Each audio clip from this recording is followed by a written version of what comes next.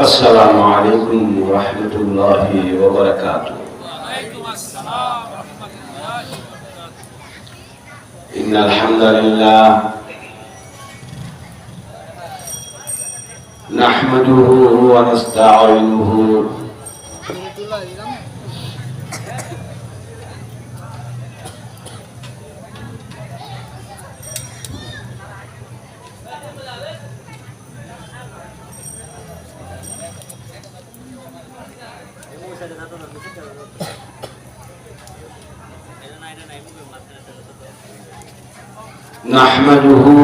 ونستعينه ونستغفره ونؤمن به ونتوكل عليه ونعوذ بالله من شرور أنفسنا ومن سيئات أعمالنا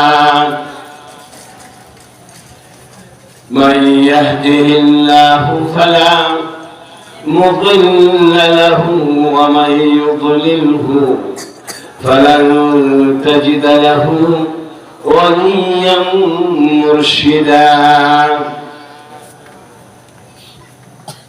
ونشهد أن لا إله إلا الله وحده لا شريك له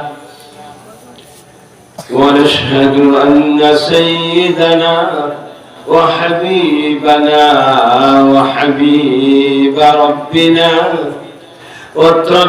وطبيبنا وطبيب قلوبنا ومولانا محمدا عبده ورسوله الذي أرسل إلى الناس كافة بشيرا ونذيرا وداعيا إلى الله بإذنه وسراجا وقمرا منيرا أما بعد فقد قال الله تعالى في كلامه المجيد وفي فرقانه الحميد أعوذ بالله من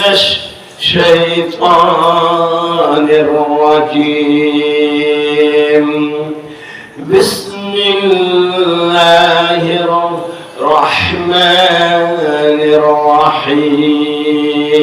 الرحيم هن لباس لكم وأنتم لباس لهن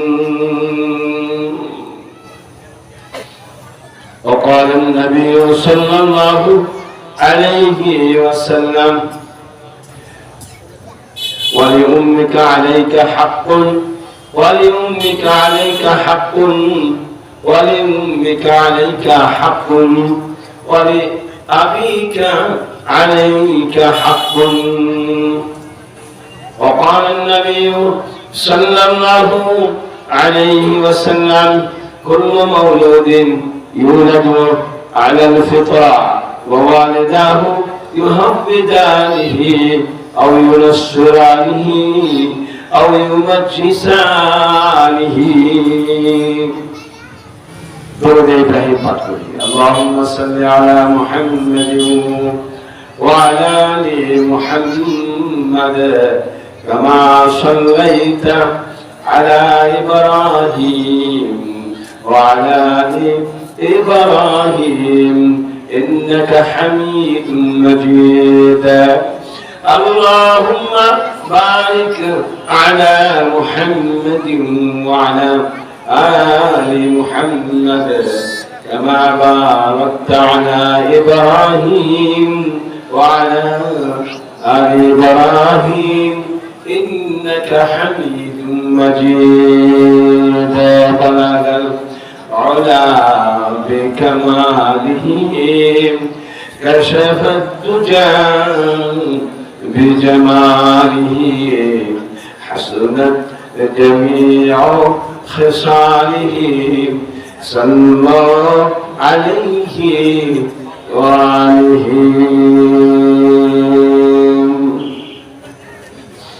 Jamia Arabia মহিলা মাদ্রাসা এর উদ্যোগে দ্বিতীয় বার্ষিক ওয়াজ মাহফিল।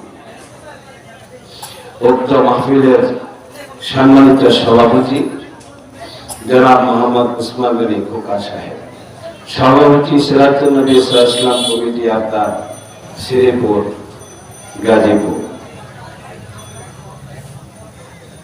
প্রধান অতিথি জনাব আলহাজ মোহাম্মদ আব্দুল বাতের সরকার, চেয়ারম্যান তেলিহাটি ইউনিয়ন পরিষদ ও সভাপতি তেলিহাটি ইউনিয়ন আওয়ামী লীগ, প্রধান আলোচক আলহাজ হযরত মাওলানা কারি আব্দুল মালেক ফাইজি বিবানিয়া, বিশেষ আলোচক হাফেজ মুফতি মোহাম্মদ মিজানুর রহমান ফয়েজি, দ্বিতীয় বক্তা আলহাজ হযরত মাওলানা মোহাম্মদ আইয়ুব আলী নোরানী সাহেব।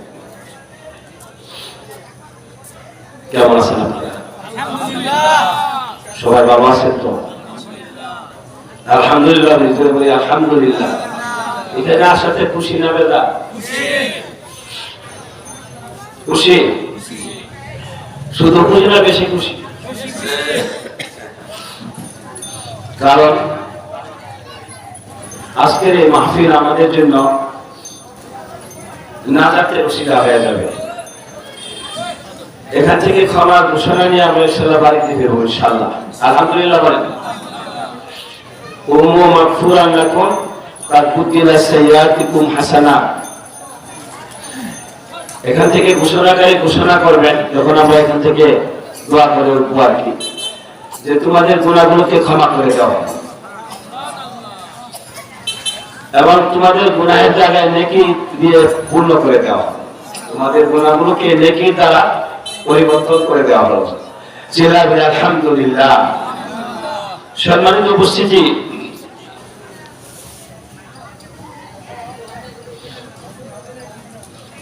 মহিলা এবং পুরুষ মিলিত সংসার নাকি, কি বলেন? হ্যাঁ, শুধু পুরুষ দিয়ে সংসার হয়। আদম আলাইহিস সালামকে বানায় কোথায় রাখছিলেন জানেন? কোথায়? জান্নাতে। জান্নাতে কোন জিনিসের অভাব আছে মনে হয়? খাওয়া, থাকা, পড়া, বাড়ি গাড়ি, কোন জিনিসের অভাব নেই। কথা ঠিক না বেঠিক? সব কিছু আছে জান্নাতে। ওয়ালাকুম ফিহা মা তাশতাহি আনফুসুকুম ওয়ালাকুম ফিহা মা তাদউন নুজুলাম মিন গফুরির রহিম। যা চাইবেন তাই আছে। কথা ঠিক না বেঠিক? হ্যাঁ, সবকিছু থাকার পরেও খাবার দাবারের অভাব নাই। স্বর্ণের বাড়ি, দুনিয়াতে স্বর্ণের বাড়ি কয়জনের আছে বলেন দেখেন? স্বর্ণের গাড়ি কয়জনের আছে? কিন্তু জান্নাতের মধ্যে তো সবই তো সোনার উপর, মনে মুক্তা বাড়ি ঘর, খাবার দাবারের অফুরন্ত ভান্ডার, কোন জিনিসের অভাব নেই। তারপরে হযরত আদম আলাইহিস সালামের ভালো লাগে না। কথা ঠিক না বেঠিক? হ্যাঁ, মনে হয় যেন কি হারায় গেছে, কি যেন ওনার না। কি বলে? জান্নাতের জীবনের মধ্যে এত আরামের জিন্দেগি, হ্যাঁ, এত বিলাসিতা, এত কিছু, সবকিছু থাকার পর হযরত আদম আলাইহিস সালামের মনটাকে ভালো লাগে। আল্লাহ রাব্বুল আলামিন ওনার মনটা যাতে ভালো লাগে এই জন্য আল্লাহ তাআলা কি করলেন? মা হাওয়া আলাইহিস সালামকে আল্লাহ তাআলা বানালেন। কি কথা এটা বেঠিক? হ্যাঁ, আল্লাহু আকবার বলেন। আমাদের বাবা মা বাড়ি কোথায়? আমাদের মা বাবার বাড়ি কোথায়? আমরা তো ওনাদেরই সন্তান, ঠিক না বেঠিক? হ্যাঁ, ওনাদেরই সন্তান। তো সেখানে ওনাদেরকে রাখলেন, হ্যাঁ, ওনারা সেখানে বসবাস করতেছে।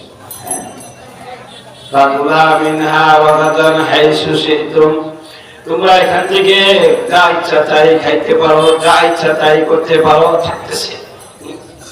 কিন্তু মেরে মহতারাম বুজুর্গ বড় দোস্ত, বিষয়টা হলো এই জান্নাতের জীবনের মধ্যে আদম আলাইহিস সালামকে ভালো লাগানোর জন্য, ওনার মনটা ভালো থাকার জন্য আল্লাহ তাআলা হযরত বিবি হাওয়া আলাইহিস সালামকে বানাইলেন। তাহলে দুইজনের মধ্যে একটা সুন্দর জীবন শুরু হয়ে গেল। আলহামদুলিল্লাহ বলেন, এই কথাটি কাবে সুন্দর একটা জীবন শুরু হয়ে গেল। মহিলা বিহীন পুরুষের জীবন অসম্পূর্ণ। কথা ঠিক না বেঠিক?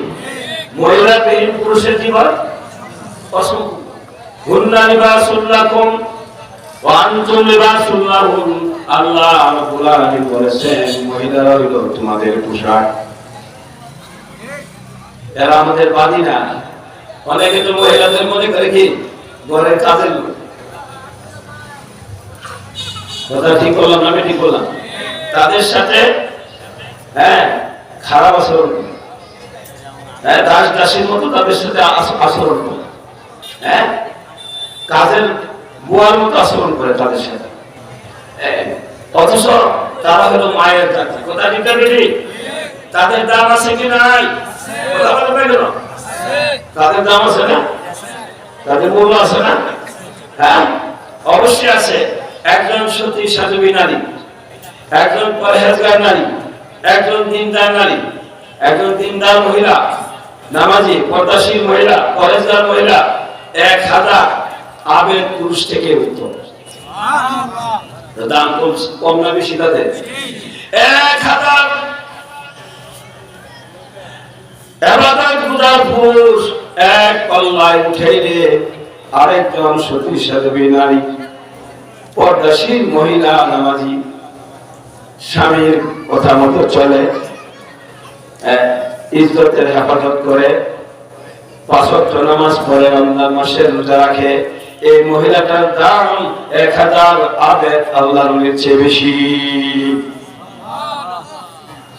কথা লিখতে পারি? 1000 আল্লাহর নবীর আবেদের চেয়ে বেশি তাদের দাম। সম্মানিত উপস্থিতি, বর্তমান সমাজে বর্তমান অবস্থার কথা বলতেছি, মহিলারা আমাদের তুলনায় পিছিয়ে আছে না এগিয়ে আছে? বলে দুনিয়ার কথা বলতেছে। হ্যাঁ, আমাদের দেশের প্রধানমন্ত্রী কি মহিলা না পুরুষ? কথা বলে না? বিরোধী দলীয় নেত্রী, তাহলে বোঝা গেল তাদের মধ্যে যোগ্যতা আছে। কথা ঠিক? তাদের মধ্যে কি আছে? তারা যদি দেশের প্রধানমন্ত্রী হতে পারে, সংসদের স্পিকার হতে পারে, সংসদের স্পিকার মহিলা না পুরুষ? শিক্ষামন্ত্রী মহিলা না পুরুষ? তারা যদি একটা দেশের যদি তারা রাষ্ট্রনায়ক হইতে পারে, প্রধানমন্ত্রী হইতে পারে, স্পিকার হইতে পারে, মন্ত্রী হইতে পারে, এমপি হইতে পারে, তো এই মহিলা মাহবুব যারা, তারা সেগুলো হইতে পারে কি পারে না? কথা বলেন না কেন? মহিলারা যদি ভার্সিটির পরিচালিকা হইতে পারে, কলেজের প্রিন্সিপাল হইতে পারে, পারে কি পারে না? মহিলারা চেয়ারম্যান হইতেছে। কথা ঠিক না বেঠিক? মহিলারা মেম্বার হইতেছে। কোন দিক দিয়ে তাদের মধ্যে যোগ্যতার অভাব নাই।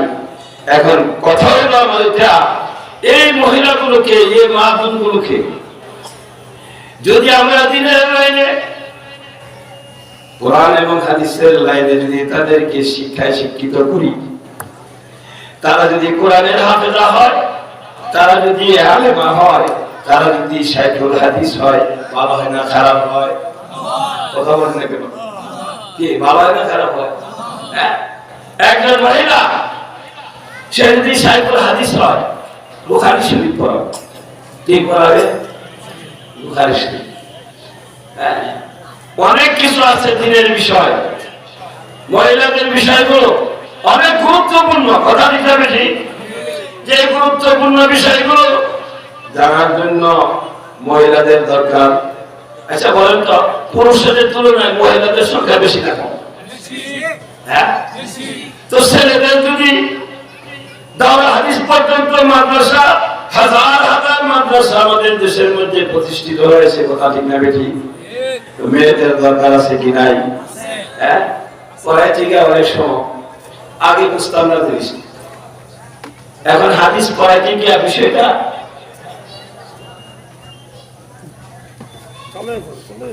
হাদিস পড়াইতে গিয়া, ফিকহ পড়াইতে গিয়া দেখা যায় এমন এমন মাসলা মাসাইল যেগুলো জানা অনেক দূর, যেগুলো জানা কি অনেক দূর, সেগুলো হ্যাঁ পরিষ্কার ভাবে ক্লিয়ার ভাবে বুঝিয়ে দেওয়ার জন্য আমি মনে করি মহিলাদের জন্য মহিলা দরকার। কথা ঠিক না ঠিক? কারণ অনেক বিষয় আছে মহিলাদের যেগুলো পুরুষে পুরোপুরি ভাবে বর্ণনা করতে পারবে না। এজন্য আমি মনে করি ছেলেদের দাওরা হাদিস মাদ্রাসার সাথে সাথে মেয়েদেরও দাওরা হাদিস মাদ্রাসা হওয়ার দরকার আছে। কথা ঠিক না ঠিক? এই আমাদের মামুন তারা যদি দিন শিখে, হ্যাঁ তারা যদি দিন শিখে, তাদের ঘর থেকে যে সন্তানগুলো হবে তারাও দিনদারি হবে। কথা ঠিক না ঠিক? তারা কি হবে? দিনদার হবে। বড় বড় সাহাবায়ে কেরাম রাদিয়াল্লাহু তাআলা আনহুম আজমাইন তারা যখন কোনো বিষয়ে খটকা লাগতো, তাদের সুরাহা পাইতো না, সঠিক সিদ্ধান্ত পাওয়া যেত না, তখন এটা জানার জন্য তারা আম্মা জান আয়েশা সিদ্দিকা রাদিয়াল্লাহু তাআলা আনহার কাছে যাইতেন। কারণ ওহী নাযিল